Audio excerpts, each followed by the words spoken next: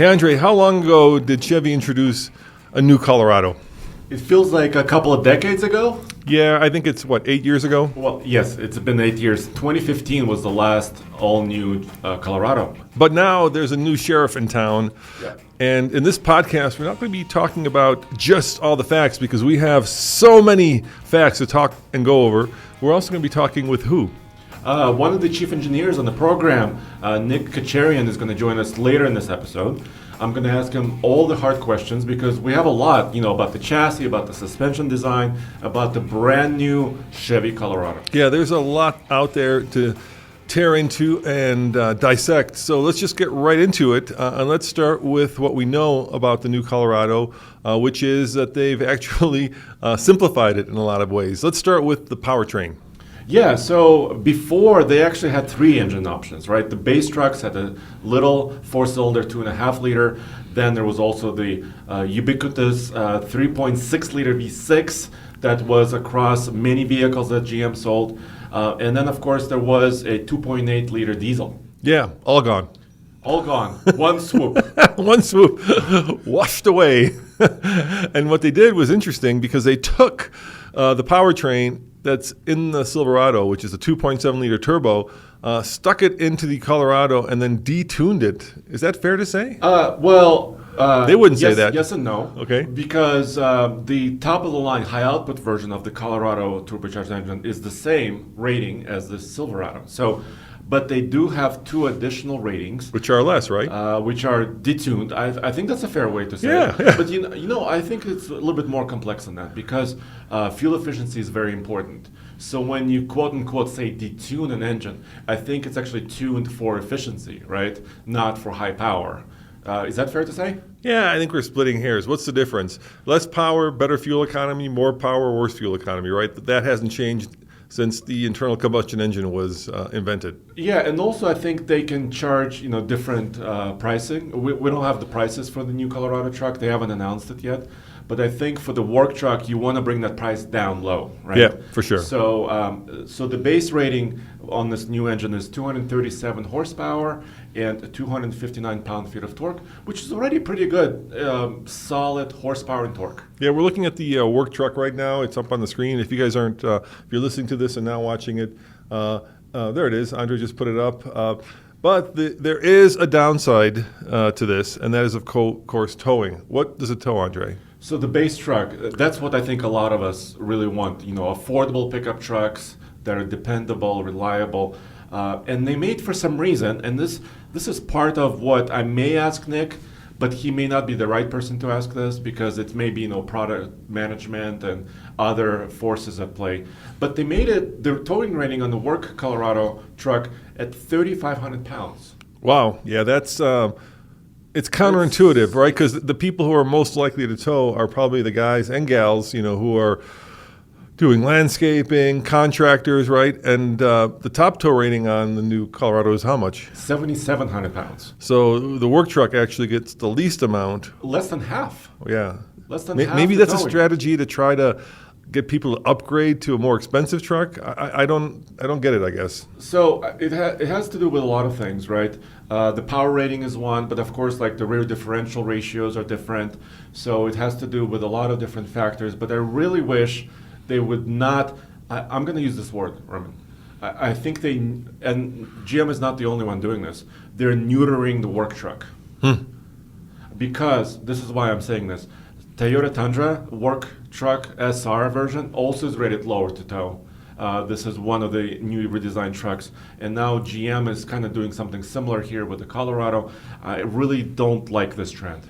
Wow. So we've got a trend where the work truck is kind of the entry level, but you don't have the goodies that you probably need to do your job. Is that fair? Well, let's just tackle the elephant in the room, right? Yeah. Which is also they simplified, and now I'm using that word on purpose, the bed and cab configuration, right? Ooh. Okay, so the Colorado for the next generation, 2023, is currently, they announced this, available as a crew cab short bed. But they did extend the truck a little bit lengthwise. So the new Colorado is about 1 inch longer overall, and they kind of pushed the wheels towards the ends of it. So they increased the wheelbase length by about 3.1 inches, which makes well, some of the off-road specs are really, really good. We'll talk about that later. But where is that longer bed, dude? Yeah, for the work truck, that would be, or fleet buyer, that would certainly seem like something that would come in handy. Yes. Because, the longer the bed, the more stuff you can get in it. Yes. The shorter the bed, the more lifestyle it becomes, right? So instead of putting in, I don't know, a blow up, a blow up dolphin when you're going to the lake, right? And your kayak. In a long bed, you're probably loading that thing up with gas cans and lawn equipment or gravel. Yeah, I know. Firewood. Yeah. So that's another trend. But you know who's really strong at this? At the lifestyle truck is actually Rivian? Tacoma. Okay. And Rivian, right? Rivian has a short bed. Yeah. The Tacoma 5-foot bed is the most popular configuration they sell. So maybe there's something here. Maybe what manufacturers are telling us is that if you want something lifestyle, get a smaller vehicle. If you want something for work, get a Silverado or some bigger truck. Yeah, that is true. I mean, they do have the Silverado waiting in the wings. So if you guys want to get the work truck that tows and that has a bigger bed, that's where you upgrade to the Silverado. So not only are they prodding you to upgrade the Colorado to a higher spec level, maybe they're prodding you to upgrade to a full-size truck from the mid-size truck. Yeah. All right, so let's talk about the other engine options in the Colorado. So we talked about the base. What's the next size up? So they call it Turbo Plus. Turbo Plus, okay, that's kind of a cool term. Yeah, I like it, Turbo Plus, yeah. Marketing term. Yeah. So the horsepower goes up dramatically to 310 horsepower, and then the torque goes up to 390 pound-feet of torque. This is really almost top of the class already, because if you look at power options in this class, currently the king of horsepower is a Nissan Frontier at 310. With the right gas. Yes, with a big V6 engine that they have. So now the GM truck is right up there with the Nissan on horsepower, but they're just blowing past everybody on torque. 390 pound-feet of torque is already a really high number. Yeah, let's go back to the other trucks because that's not what's in the work truck or the LT, right? I think those are optional engines in the LT, actually. Hey, so, if you guys are watching this on YouTube, then you're seeing this. If you're not, you can go over to alltfl.com, where Andre is working very hard to put this up on our website. So we created this catch-all, alltfl.com, which has all of our videos, all of our website listings, all of our TikToks, all of our shorts, kind of one-stop shopping. Because oftentimes, Andre, we get emails from people saying, hey, you didn't cover this. And sometimes we cover it on the website and we don't do a video, or vice versa. Or we have also 8 channels. Yeah, that's a lot. So we may have covered it on one channel, not the other. So that's a really great place. I mean, the ZR2 is a perfect example. Does that live on TFL off-road or does it live on TFL truck? Yes. It can live on both. But alltfl.com, you'll find it. Yeah, so that was kind of our solution to that conundrum. So what's the red one up there? That's a newish, because it used to exist, because you corrected me and you were right. The Trail Boss did exist in the Colorado. In the previous one. But it was more of a sticker package. Yes, so the red truck you can see on the screen if you're watching this is the new Trail Boss. And this is where I think GM did a really, really positive, really, really great thing, really competitive. So what they did was they took their brand name, Trail Boss, from the Silverado truck, which is already a really strong name. It's a strong vehicle. We had a long-term Silverado truck. Yeah, I love that truck. Yeah, which was great. It combined truck capability with affordability, right? So it was kind of a compromise of both. And now they're basically applying a similar formula or the same formula to the Colorado truck. So a little bit of a lift, I believe, right? Yep. So a 2-inch lift over the work truck base Colorado. And then, of course, it has a G80. Which has been around since, I think, before I was born. That look on my face is a little bit of a stunned rabbit, because I thought at this point, look, there's nothing. Let's talk about the G80, okay? Okay. This is another. I'm of two minds in the G80. Why change it if it works, right? Why fix it if it works? But when the competition's doing electronically selectable lockers, or Rivian's out there doing, 4 motors. Yeah, at this point, maybe GM, you may want to step it up a little bit. So let's explain the G80. So the G80 is a manual locking rear or front, I guess. Well, it wouldn't be in the front. Differential, right? So when one wheel spins, The G80 senses that and locks the diff to give you. But the problem with that is there's this like moment of hesitation, and that moment can be quite long before it locks up. So you'll have one wheel spin, and then all of a sudden it's like boom, and then the truck like shoots forward. Yeah, and it's done mechanically. Yeah. So it's a mechanical device. So there's no computers, there's no air, there's no electronics involved, right? The G80 is a mechanical device. When it senses slip, it actually engages both wheels, like you said. And you know what? If it ain't broke, don't fix it. But they fix. Here's the irony. Okay, here's the part. They fix it in the ZR2. In the ZR2, they give you a switch which makes it basically a selectable locker, not just for the rear but for the front as well. Yes. So once again, this is starting to feel like cost. Yeah, it has to be cost. Yeah, it feels like the bean counter's got. Look, I don't get GM. I get Ford, and to some extent, I get Ram. Right, Ram is all about like shove the biggest engine under the hood of everything. under the hood of everything, call it good. And Ford's kind of like, you know what? We're gonna slice and dice the different segments by giving you now 14 versions of off-road ready trucks. Yes. And we got rid of the V8. They don't even talk about the Coyote anymore, right? Yeah. And we're gonna twin turbocharge everything, and you're gonna be loving it. But GM is like you know. If it were me, right, I would have had a Raptor competitor if I were GM like 5 years ago. Yes. And yet to this day, we just sold our ZR2. They still don't have one. And the ZR2 wasn't one. It was more like a, let's call it a Tremor competitor if you're going against Ford, or a TRD Pro competitor if you're going against Toyota. And with this, they actually lead the segment, right? Because there's no other mid-sized truck except for the Gladiator that has a front and a rear locker. Yeah, they're really kind of on top of the mid-size segment in a way. Yeah. Yeah. So finally, they've got a true off-road truck. And when I first did the video introducing the Colorado, a lot of people actually commented that they're getting a little sick of off-roady trucks. So, I mean, and actually our friend Tim, I was listening to his podcast, and he was saying, not everybody lives in Moab. But they want to. And true that, But the thing is, we want to live there. That's a good point, Andre. But let's say, Tim's in Nebraska, or let's say you're in Iowa, right? Do you really need or want all this off-road goodness? And I suspect the answer is you don't need it, but you want it. Is that fair?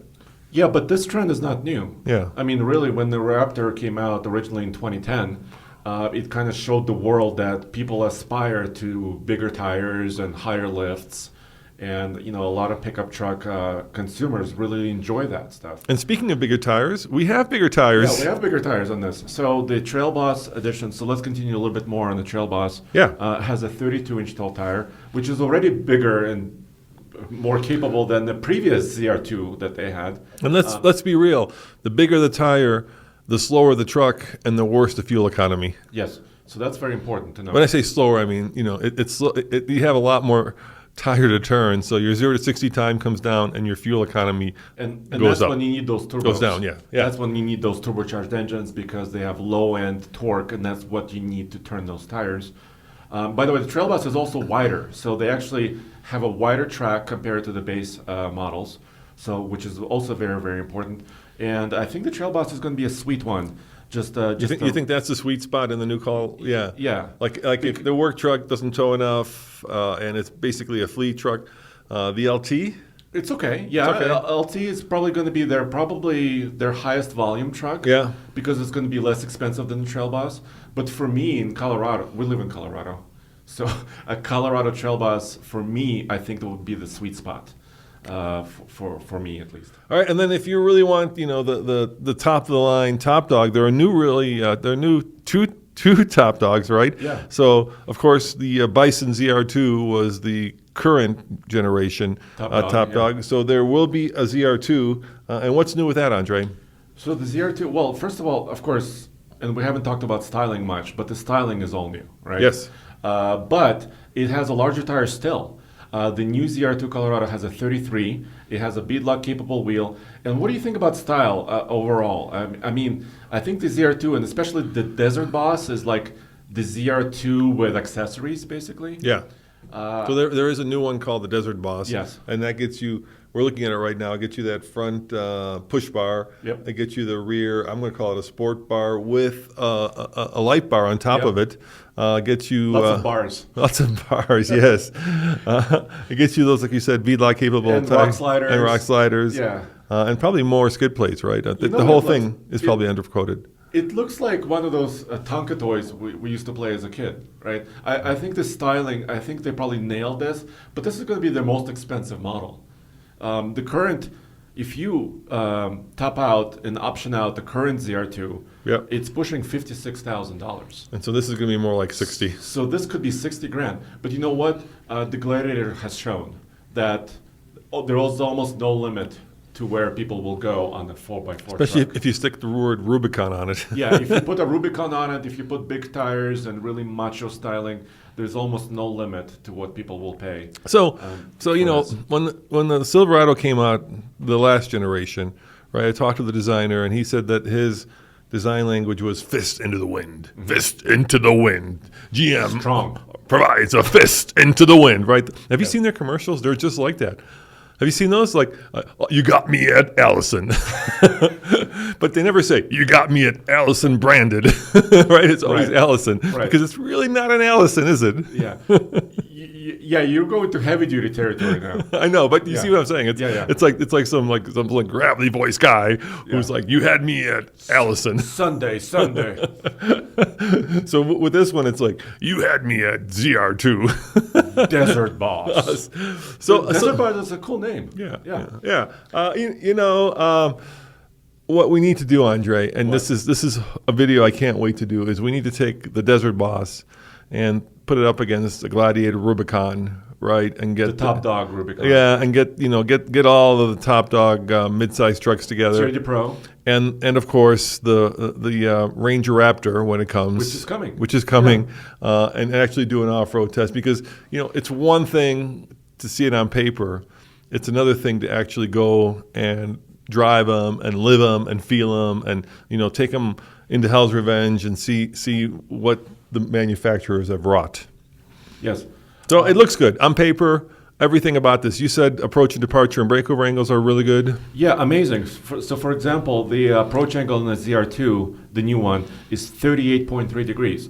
I think the only vehicle, a mid-sized truck, that's better on the approach is the Gladiator. The TRD Pro is about 35 degrees, and some of the other trucks are lower. It has a really good breakover, 24.6 degrees, and a departure of 25.1. Those are class-leading numbers as far as the breakover and the departure angles. So it has on paper all the capability that you may want and need. It'd be fun. You can run Hell's Revenge at night. We could take that truck and power up that Oh. light bar. You can have a lot of lights. It's a little terrifying going up those big like hills or mounds at night, but it would be a cool video. Yeah, so can we go a little bit deeper? Can Yeah. we take a step a little bit? Of course. What do you lower? want? Where do you So, want? How deep do you want to dive? So the first dive I want to do into the powertrain. Okay. So several years ago, GM actually invited me and us at TFL to their proving grounds to unveil this engine, the 2.7 liter turbo. And they unveiled it in a very interesting way. I don't know if you remember this, me talking about it, but they had trucks lined up in the parking lot at the proving grounds, and they said, we're not going to tell you what's under the hood. We're going to let you drive these trucks and tell us what you think. So it was kind of a unique perspective on a new kind of debut. And I drove- These were full size. yeah, these were Silverados lined up in a row, and they said these have the new engines and drive them, but we're not going to tell you anything about it. So I got behind the wheel, and it almost, it was kind of, I was on camera. We didn't have videographers. There were like 3 people sitting. You were in the working cab it with all me. by yourself. Yeah, I was working by myself, so I was kind of under stress, and I felt almost like a turbocharged engine, right? Right. It had that low end torque, and I was like, did they put the 2-liter in here? You remember how they had the 2-liter turbo? Yeah, as well? I remember. Yeah. I was like, that's too small. Yeah. That engine would be too small for a big truck. And then, lo and behold, they unveiled the 2.7 liter. It's a very high tech engine. It has cylinder deactivation. It has a very Ooh, smart. people are going to hate that. Well, yes. People but- hate the cylinder deactivation in the 6.2. Yes. You know, and 5.3. and 5.3. It's funny, like when the chip shortage hit, GM started shipping trucks without cylinder deactivation because they didn't have the chips for it, and everybody was like, "Thank God!" Rejoiced. They rejoiced. They were like, "We hate that crap." That and the auto shut off. So why do people hate it? Can we dig into this? I think it comes down to reliability, right, and cost of maintenance, right. So if something goes wrong, if some of your cylinders are not firing correctly, that's an expensive fix, right? I think people hate it for the same reason that you hate neutering your dog. Ooh. I'm serious, right? You're like, this dog has got something that I love about it, and I want it to pass along the genes, but now I'm going to go snip, snip, and it's going to be gone. And this truck has 6.2 liters, 20 horsepower, 460 pound-foot of torque, and now snip, snip, cylinder reactivation. But you're not losing horsepower, though. You're not snipping horsepower. But that's the perception, right? Right, when you deactivate the cylinders, you're like, okay, I'm getting less power for what I thought was, a big old V8. Now I'm getting, a medium-sized six-cylinder or a four-cylinder. But how much do you want to pay at the pump? That is always kind of the conundrum. Yes. So this is what this engine is about. It's kind of a high-tech engine, like I said. Very, very high-tech engineering that went into it. But no cylinder deactivation. Yes, it has one. It has it as well? Yeah. Okay. Yeah, it Wow. has it. It has it. It has a very smart turbocharger that gives you lots of low-end torque, kind of linear horsepower if you look at kind of the driving experience in the Silverado that we experienced. And then they upgraded it. This was also odd, Roman, because 2 years into it, they just went back and they said, oh, by the way, we're going to reinforce the internals of this engine and increase the torque. What do you think that's about? So here's how they explained it. I was listening to this interview with the chief engineer of the engine. This was about a year and a half ago. And they said there were some noise characteristics of the new 2.7 that they didn't like. And they reinforced the crankcase, the crankshaft, and some of the internals of the engine. And then they boosted torque. That's great. Yeah. Yeah. But something doesn't feel, something feels Well, a little fishy. why don't you ask the chief engineer? Why would you, I will. Yeah. Why would you introduce an engine and 2 years, or not even 2 years into it, you upgrade the hardware? So are you hinting at the fact that there was some problem internally that they found that they corrected? Is that what you're thinking? I don't know, but I don't think any engineer will ever tell me this. Right. I don't think you're going to get that. That would be. No, but that would seem like the attorneys and lawyers at GM would be all over that. Big sirens will be going off in Detroit. But bottom line, I think now, whatever they did to this engine, now it should be a really, really good engine. And how reliable will it be? Well, we don't know yet, right? Because we still have to test it and live with it for a long time. There are certain things we don't know. Let's just go over those so that if you're wondering about those, we won't keep you waiting. We don't know what the new pricing will be. Right. We don't know what the horsepower. No, we do know the horsepower and torque. We don't know the efficiency. Yeah. Fuel. We don't know fuel economy. Yeah. And we don't know the exact date when it's going to become available. So they said it's going to start building in the first half of 2023. Yeah. But what does that mean? Those numbers are so squishy now. Does it mean January? Does it mean June? I know. Does it mean May? So we don't quite know, but... and does it mean they're going to have all the different trim levels out there at the dealer? Right now, if you go to your local Chevy dealer, you'll be lucky to find any trucks, let alone like all the trim levels on their heavy duty and full size truck. And even the Colorado has been. It's very hard to buy a Colorado. It is, now. yeah. Yeah. We got lucky with the ZR2. I mean, that was unobtainium, but yet we managed to get one because you ordered it right away. Yeah, we ordered it. We were the first to order one. So Silverado ZR2, by the way. Right. Yeah. So those are the things we don't know. Yeah. So we don't know exactly when it's going to be available or when you can order one. And stuff like that. So you wanted to do a deep dive on something else. What else do you want to do a deep dive? So I just wanted to say that the competition. Okay. Right? Yeah. Because if we look at the lineup one more time. So Ford, like you said, Ford is still pushing off-road trucks in a big way. They're increasing the number. Just this week they introduced the Maverick Tremor. Exactly. Yeah, so that's another Tremor to their lineup. Yeah. And we know, of course, that they've unveiled the new Ranger worldwide, the one that goes in Australia, not the one that we get here. But I don't think there's going to be much of a difference. It would seem logical between the World Ranger and the U.S. Ranger. That's coming soon. Yeah, I would expect. So the rumors are flying that the Raptor is coming, right? The Ranger Raptor is coming. It's going to have a 3-liter twin-turbo V6. So and the rest of the world gets a diesel. Yeah, and we probably won't get the diesel. And no. There's no diesel in the New Colorado, and there's no diesel anywhere other than the Gladiator, right? Right now. But I think the Trail Boss was a really smart thing to do for them because they do have the Z71, right? The Z71 is kind of their FX4, off-road package that Ford has. Yeah, so let's go through the lineup, starting from the least expensive to the most. So it starts out with the work truck. Yes. LT. LT is probably there, just a little bit nicer, right? A few more amenities, a few more options. And then Z71 on top of that. Yeah, so which is kind of an off-road angle. Off-road, yep. And then Trail Boss. Yep. And then ZR2. Yep. And then ZR2 Desert Boss. Yes. So that's the lineup going from least to most expensive. Yeah, and so now, they do have to compete against the Tremor in a big way. Of course, Jeep is still there. Well, I'm not going to bring the Honda Ridgeline into this because Honda Ridgeline is kind of more of a street-based truck, right? It almost competes with like the mid-size trucks in some ways. I mean, the compact trucks. It's a Ridgeline. mid-size truck, yeah, but in some ways, if you look at it, the way it's spec'd, and the way that it drives and the way that it feels, it almost is more of a direct competitor like the Maverick or the Santa Cruz, even though it's much bigger than those.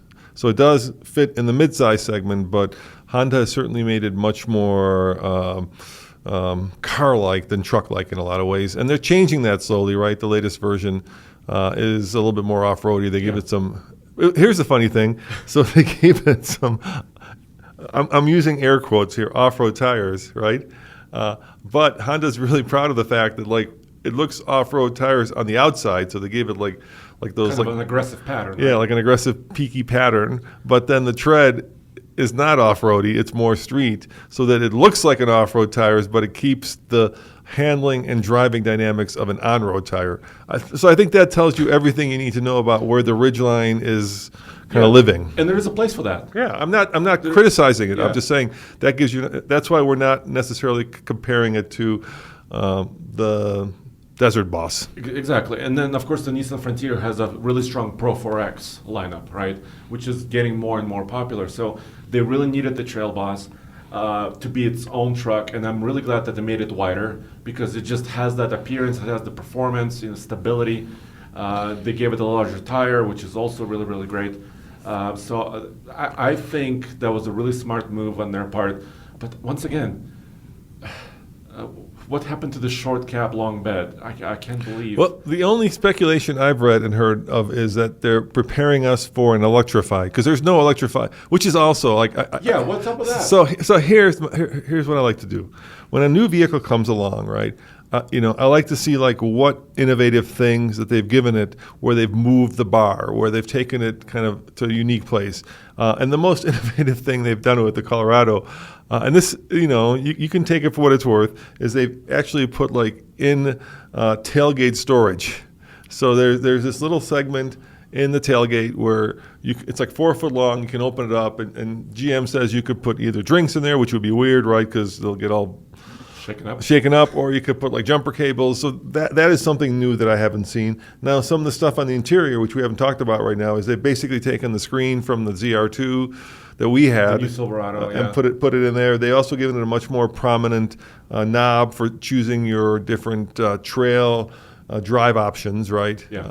And that's been, Ford did that with the Bronco, right? The GOAT mode goes over any terrain mode. It basically does the same thing. So there's nothing hugely innovative there. The interior is 100% better. More modern, just stylish, more high tech. More high tech. Yeah. They gave it a sunroof, a small sunroof. But I'm kind of that's not an innovation. That's not an innovation. We had sunroofs, back in So 90s and 80s. So we just did a video that was very popular with our Lightning, where we showed that it, when you're towing a brick into the wind, it doesn't have a lot of range. You lose more than 50% of the range. And that got passed around, especially on Breitbart, on conservative media, and people used it as a way to prove that electric trucks aren't ready for the prime time. I disagree with that, right? Trucks do more than just tow, but it is true that towing is not... Towing is a problem. But there's a really easy solution to that, right? It's basically what Jeep does with their 4xe, where you have two powertrains. So you have an electric motor, and then you have a hybrid powertrain that's a plug-in hybrid. So if you're towing, you still get the range, but you can run that thing around. I think we just had the Jeep Grand Cherokee 4x in here, and that's got a 14 kilowatt hour battery, so it gives you 27 miles of range. I think officially 25, but the vehicle said 27. So why not do something like that? Why not actually combine an electrified hybrid truck? They don't exist. There's tons of hybrids out there. There's tons of plug-in hybrids out there, but there's not even Toyota, which we thought would be the first to do a plug-in hybrid, did a hybrid version of the Tundra TRD Pro, but that battery is so small that it's never going to give you any electric range. It's not a plug-in. Right? No, it's not. It's just based. It's not even you can't really drive on it. I think it's like a 1.4 kilowatt hour battery or some tiny amount. So basically, it's about fuel economy, which isn't actually all that great. And a bit of a power boost, right? Yeah. And power boost is a Ford term, of course. Yeah. And so Ford has a hybrid F-150 with 7.2 kilowatt inverter. Well, you have it. Does the Colorado offer 7.2 kilowatts? But how far can you drive on it on electric? It's not a plug-in. No. So here's an example. I just drove my truck into the office. And the Maverick, of course, also has a hybrid, but not a plug-in. Exactly. And that's it, right? So Maverick, F-150, and Tundra are all hybrids, but none of them are plug-in. So I should have clarified. I meant plug-in, so just FYI. Exactly. So I just drove my F-150 hybrid into the office. My commute was about 24 and some miles, 24.5, and 4 miles were electric. That's the report my truck gave me. So I wasn't driving 4 miles consistently on electricity, but when I was coasting, when I was going downhill, it seamlessly kind of blended the electric drive and gave me 15% of my trip was electric. So that's as high tech as we can get with hybrids right now. Yeah, so I just kind of feel like this truck was kind of conceived before everybody decided that they needed electrification, right?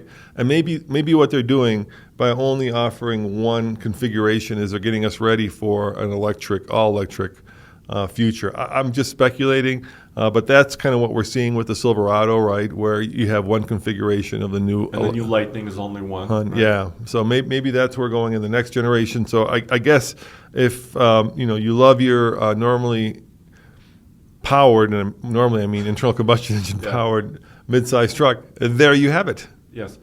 Get them while the getting's good. And what if they're preparing us for a compact truck? I mean, they could be. Yeah. Well, they made the Colorado slightly bigger. Well, I could see the people out there listening like screaming at the computer or wherever you're listening. Why don't you ask the engineer that question? And the answer, why don't I? The answer is that they will not talk about future products. That is like a given in this industry. You can ask all you want, but the answer will always be, we do not talk about future products. And think about that. They don't want the competitors knowing what they're up to, and they certainly don't want journalists spreading that to their competitors. So we don't ask the question because it just shows you haven't been in this business long enough. But how about this? How about we bring Nick in?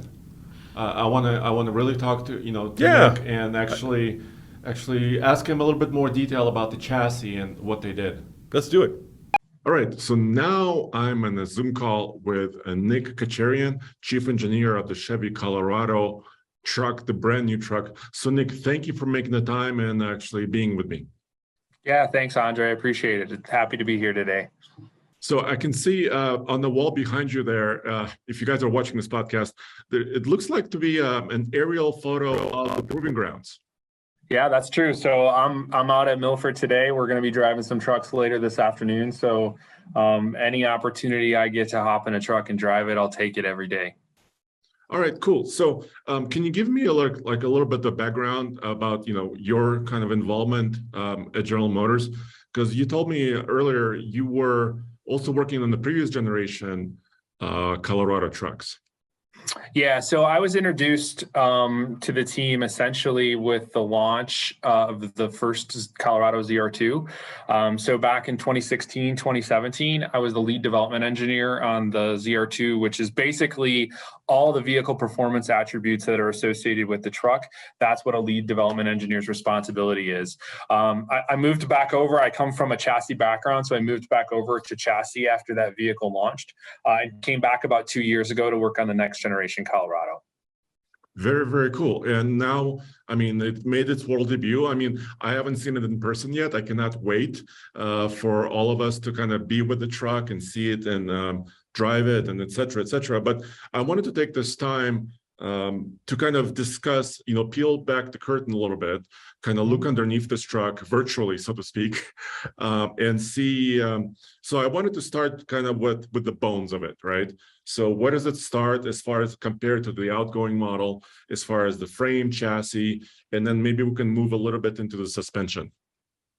Yeah, perfect. So as you've probably read and know, right, the overall wheelbase of the truck is 3.1 inches longer than the outgoing version. So a lot of that was made up by the fact that we moved the front axle forward a little bit to try to give ourselves a better opportunity from a design and styling standpoint. But more importantly, it gives us a fantastic look at front overhang and really trying to reduce front overhang or increase front overhang or reduce front overhang that increases ground clearance. So really looking towards off-roading and what our customers had asked us for off-roading and trying to make that next step forward overall, particularly in the ZR2. So that's kind of where the bones and the structure of it go.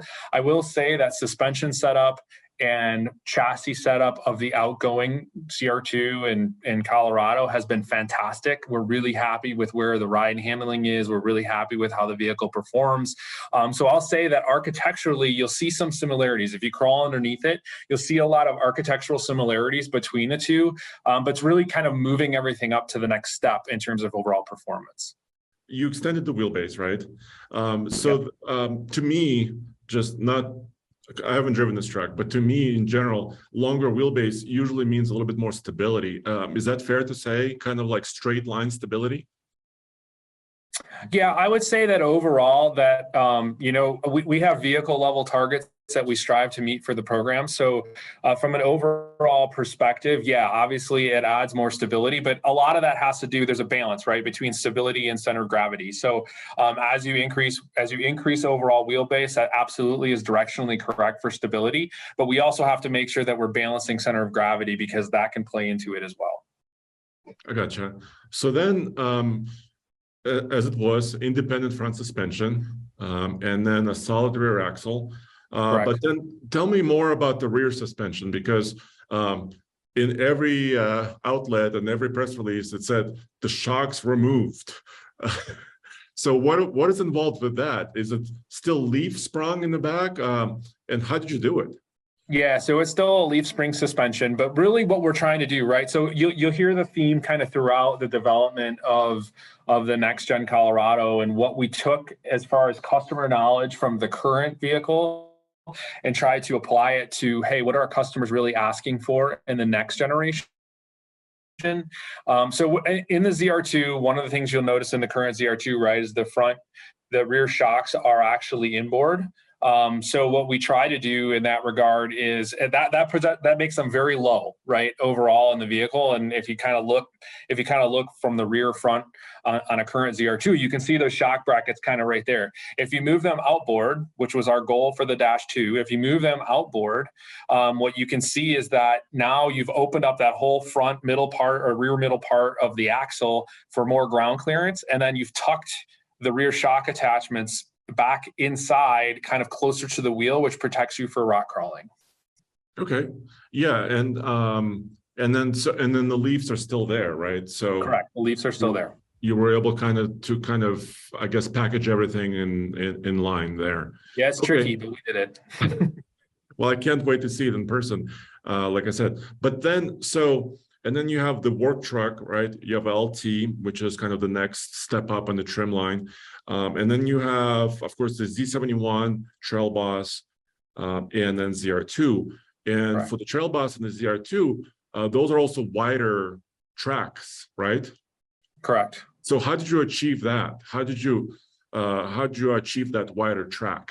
Yeah, so both in suspension setup on both of the Trail Boss and the ZR2. So from a Trail Boss perspective, you move the control arms and knuckles, which really kind of make the track wider. For ZR2, you do the same thing, except for now we're doing cast iron control arms, right, to really protect ourselves when we're rock crawling. So it kind of takes that high and wide approach and moves it on to the kind of to the next step in off-roading. So why is widening the track important? I mean, is there more articulation then as well, or how does it work?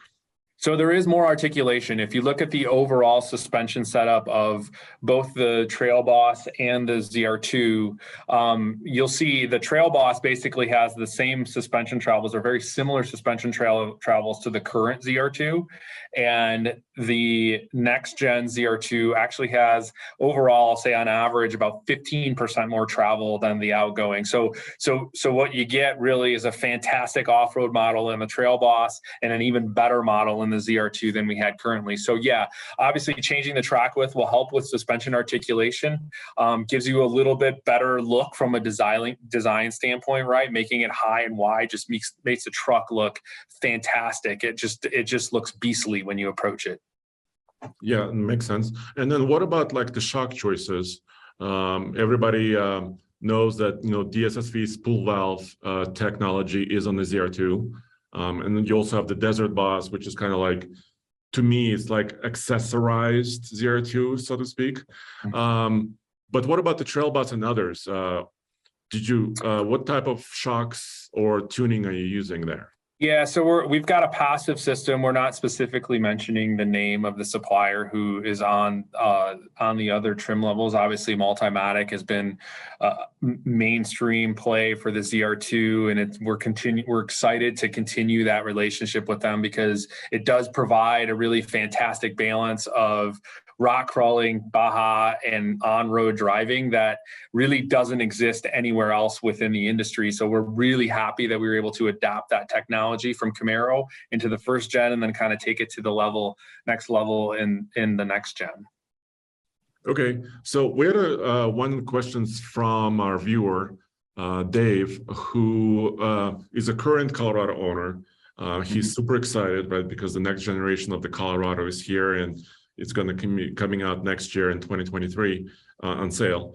And he noticed that the curb weights, at least listed curb weights, kind of trim for trim, were higher generation to generation. What contributes to that? Or can you speak a little bit more about the curb weights and also the payload and towing capabilities, right? Yeah, so I'll touch a little bit on the curb weight and then I'll get into the towing and payload capacities. So first off with the curb weight, right, we made the wheelbase 3.1 inches longer. So all of those chassis components that are underneath are now 3.1 inches longer. So that definitely contributes to part of the mass differences between the outgoing vehicle and the current vehicle. And then if you take a look overall at the amount of technology that's offered standard on the new Colorado compared to the outgoing model, it's very substantial. So there's a lot of, I would say there's not one big chunk where I'd say, hey, this is what the difference is attributed to. It's really a combination of added content along with what we believe a more robust design from an overall chassis perspective. Well, you also have an all-new interior, right? You have adaptive cruise control, on some models. I mean, you have all these technologies. Yeah, from an overall perspective, I mean, our focus has really been on taking all of the technology that we could and that we felt our mid-sized customers really wanted. And by the way, we've spent hours and hours and hours actually with our customers, off-roading with our customers in the current model. We've spent a lot of time doing research behind it, and we've spent a lot of time really understanding what does the mid-sized customer want and how do we make our truck take that next step forward. So all of that content that you just laid out are all the things that our customers have been asking us for. Okay. Go ahead. Oh, I'm sorry, but did you do something special like different materials or composites to kind of rein in some of the, the weight increases? So the focus overall was on trying to take our truck from an overall architectural perspective and move it forward. in that regard, no, not necessarily. I don't have any specific materials I can talk through other than, we do gram for gram, just like everything we work on at General Motors, gram for gram, really trying to make sure we optimize the design, both material wise and size wise, for the overall load and durability and reliability of the truck. Okay, makes sense. And then, so that kind of transitions to capability, right? So transitions to payload and towing. It looks to me that you kind of held the line. You really wanted to keep that payload that you had before and really keep the towing capabilities as well, right? Yeah. So obviously, right, we're moving from a 3-engine lineup to a one, I'll call it family of engine lineup that we have on the next generation. I'm sure you're going to ask me some questions going to that later. But one of the things that we were really focused on was not taking anything away from the customer, right? So 7,700 pounds towing capacity is the current diesel towing capacity, which we know our customers love. We know a lot of our customers buy the diesels for towing specifically. So we wanted to make sure that even though that engine is not going to be carried with us in the new Colorado, we wanted to make sure that we still gave the customer everything that they got with the outgoing model. Okay, and then on your base truck, so work truck, WT, and like you mentioned, you alluded to the 3 different levels of power, and we can kind of touch on this as well. The base power is at 237 horsepower and 259 pound-feet of torque. This is a 2.7 liter turbocharged engine. And this engine is basically, hardware is where it was in the Silverado 1500, right? Yeah, and so the difference between what the work truck engine is and I'll call it the mid-level engine, or let's say Z71 base and engine, is we have really focused the work truck on customers that are focused on using their truck exactly for that, right? So in many cases, they're not necessarily looking for the power and output that we would have in some of our performance models. So we wanted to give them something that provided some value to them and also put the cost in the price point where we wanted it. If you go to like the Z71 engine, so I'll say the Turbo Plus engine. If you use the Turbo Plus engine as an example, that engine in itself is almost exactly the same part number that's out of the full-size truck portfolio. Okay, and then the ZR2 gets a boost in torque as well. Correct. That's correct. On top of that, and of course, those power numbers are 310 horsepower, and the torque 390 pound-feet of torque in the Turbo Plus. That's more torque than the diesel had. Spot on. So you kind of take the words out of my mouth, right? So the current 3-engine lineup today, right, has a 4-cylinder, a V6, and the diesel, and we know the diesel's an extremely loved engine.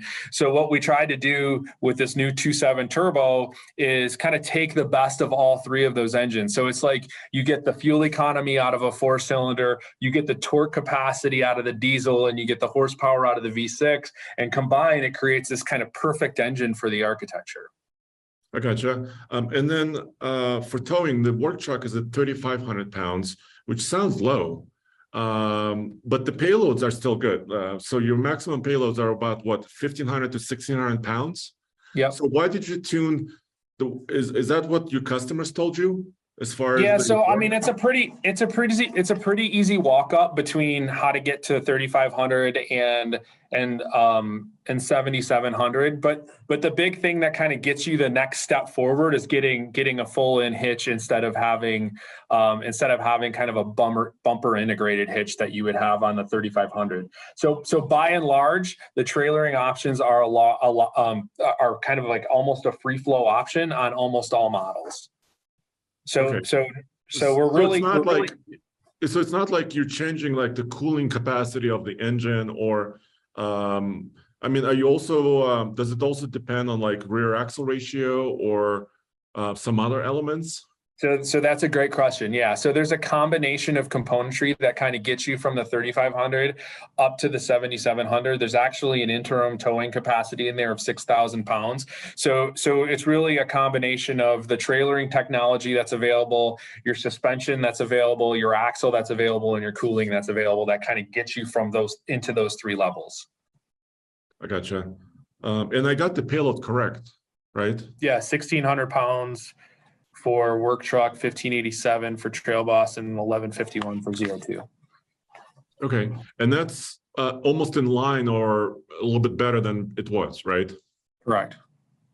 So actually, so the truck is just as capable, if not more capable. Yeah, from a workhorse perspective, right? 100%. That's what our goal was, is to continue to make it the workhorse that it is. We've done a lot of research on how our midsize truck customers actually use the trucks for towing, and that's kind of how we set up our guidelines in terms of the 3500, 6000, and 7700. Okay, and then I have to ask you about efficiency. I know the truck is not rated yet, but by the EPA, that those numbers are not out yet. But everybody is talking about efficiency, right? It's fuel is prices are high, or at least they are high this summer. So what does this engine lend itself to efficiency, or how does that work? Yeah, absolutely. I mean, like I had mentioned before, right? We're trying to take the old 3-engine strategy and combine them into one super engine that kind of gives you the efficiency of a 4-cylinder, right? And so while our numbers aren't published yet, absolutely a heavy focus of ours, as it is on all of our vehicles. And is it fair to say, like the work truck, the base turbo, was that the focus as well? Just kind of decrease the total output, but also with a mind on efficiency, right? So there's absolutely a mind for efficiency in the engine, and while the output isn't exactly the same as the Turbo Plus, I'll assure you that when you get in the truck and drive it, you'll be like, "Whoa, this is fantastic!" So that engine for the work truck, while it is detuned from the current high output engine, is really fantastic in terms of performance. I have another question that's coming from a viewer. Okay. So, and the question is about transmission. So a lot of people were also thinking about, the 10-speed versus 8-speed. Can you kind of, because you decided to go with the 8-speed, the latest generation of that transmission. Can you tell me a little bit about it?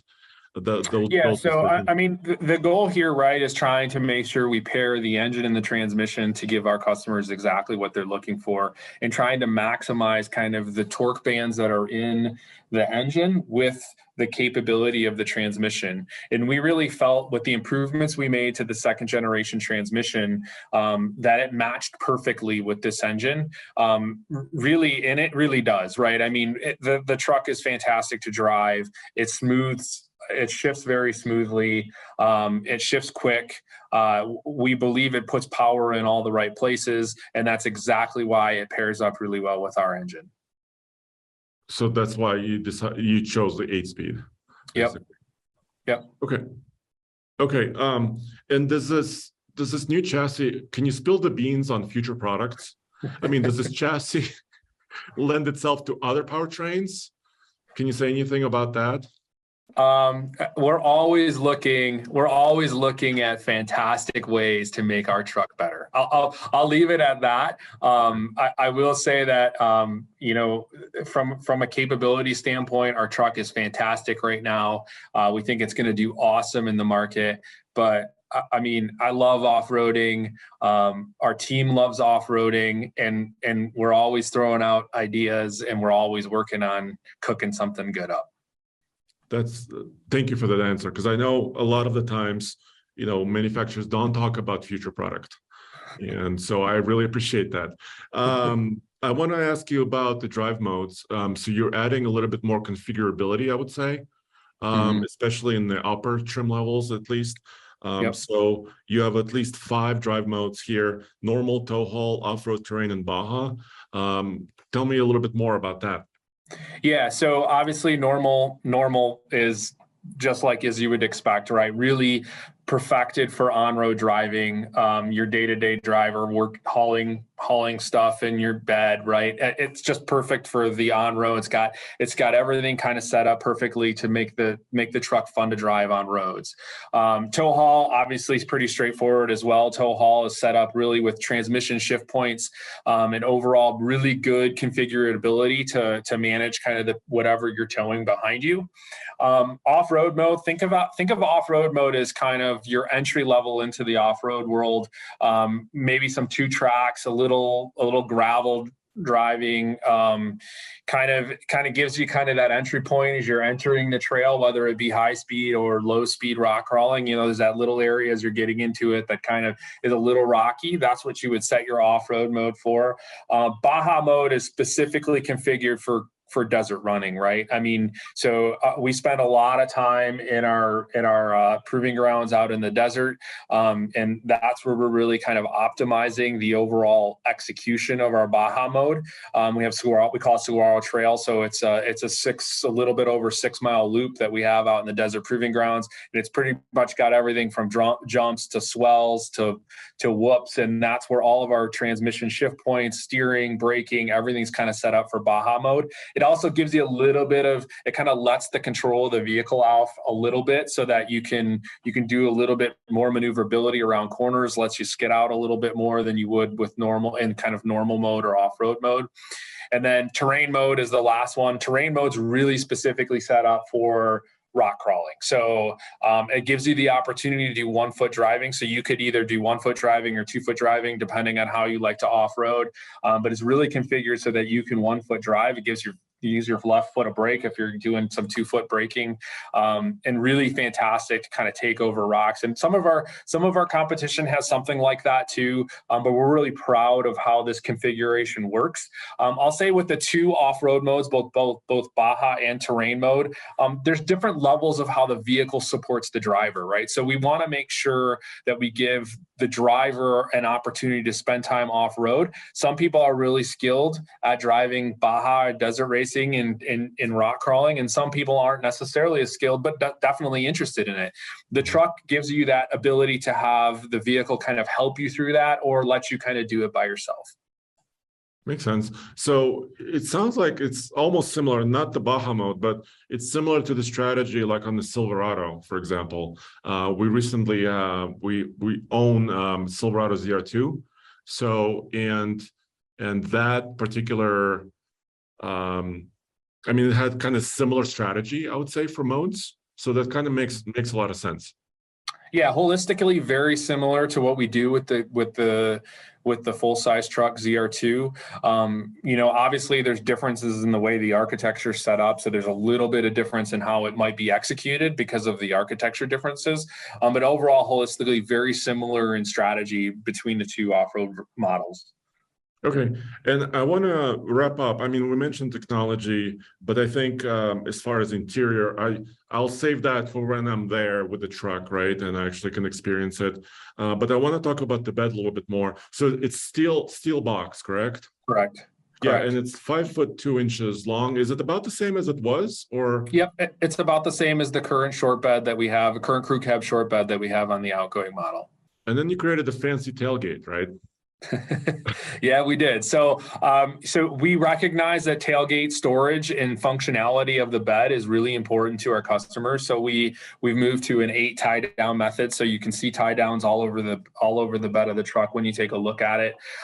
We've also done a really good job at offering accessories that you can use to accessorize your bed. And then the 2 things kind of in the rear end gate that we're really proud of is, one, we've now created a storage bin that you can store anything from your favorite beverages to your tow hitch and your tie downs, everything that you typically would generally store under the rear seat.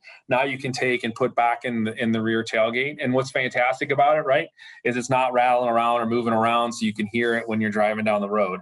And then lastly, in the rear end gate, we kind of have a mid position hold where you can kind of hold the end gate at about mid position. It lines up really well with the wheel well. So if you want to load some drywall or plywood, it'll fit a 4x8 piece of drywall or plywood flat. So it makes it a lot easier to kind of stack things on top of each other. Makes sense. And I had another viewer question. The final question, I think that came from the viewers is, why no long bed? Or what was some of the requirements for that? Or, I mean, is it coming? Or can you say anything about that? Yeah, so one of the things that we focused a lot on with the next generation Colorado was making sure that we put, and I like to say it this way, we put complexities in the product where our customers ask for it the most. So our complexity is really built into technology, into content and feature offering, into our powertrain offerings, and overall to our suspension setup and our suspension geometry to really give customers true differentiation between the different trims that kind of meet each one of what each one of those trims are asking for from an overall customer perspective. Okay, gotcha. Well, Nick, I really appreciate your time. Thank you very much. I feel like I have a little bit better perspective, more detail. I cannot wait to see the truck in person, and hopefully we can talk in person when we're there. Yeah, absolutely. Looking forward to having you come out. If you're out in the Detroit area, give me a call. Happy to give you a ride in a truck. They're really fantastic. Like I said, they on road, they're some of the best trucks that I've ever driven. Off road, they're just beasts. So really excited to have you hop in them. Really excited to show you the performance of them and also the interior and exterior designs, which are sweet as well. Well, thank you, Nick. Hopefully we'll do more videos on the next Colorado very soon. All right, cool. Thank you. Have a great day. Well, Andre, that was interesting. I mean, you did a hell of a job in getting as much information as humanly possible without asking about future products. Well, thank you, Roman. I really tried. And thanks to Nick for actually spending the time with us. Yeah, thank you, Nick. We really appreciate it. And we know how much hard work goes into a new truck. So, we really want to give you guys the best opportunity to highlight your new vehicle. Well, there you have it, Andre. We've just gotten the deepest of deep dives only at TFL on the new Colorado. And let's close this up by talking about the GMC.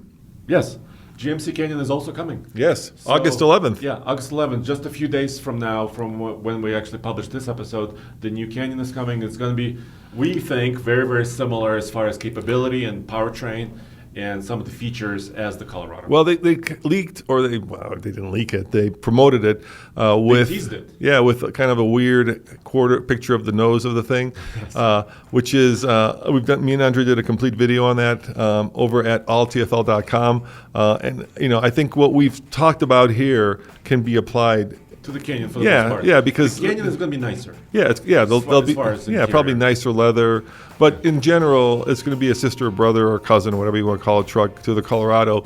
So it would be weird if all of a sudden, GM said, "Nope, the Canyon's going to get the six." It's going to be a hybrid. No. You know what would be cool? What if they said it's going to get the straight six diesel?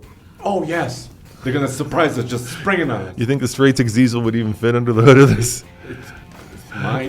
It's going to be long. It's going to be a long one. Yeah, but it'll look cool. You have to stretch the nose. Yes.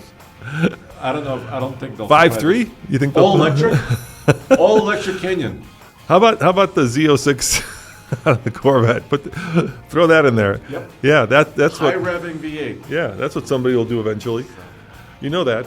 I can't wait for all those different versions of the truck. Yeah, V8 swapped Canyons in Colorado. We'll leave it to like our friends at PAX Power to do that, right? Exactly. Right? They'll rock that out. All right, guys. Well, thank you for listening and thank you for watching. As always, this is Roman and Andre saying check out alltfl.com, and that way you'll be up to date on the latest and greatest in the truck and car world. See you guys next time. Ciao.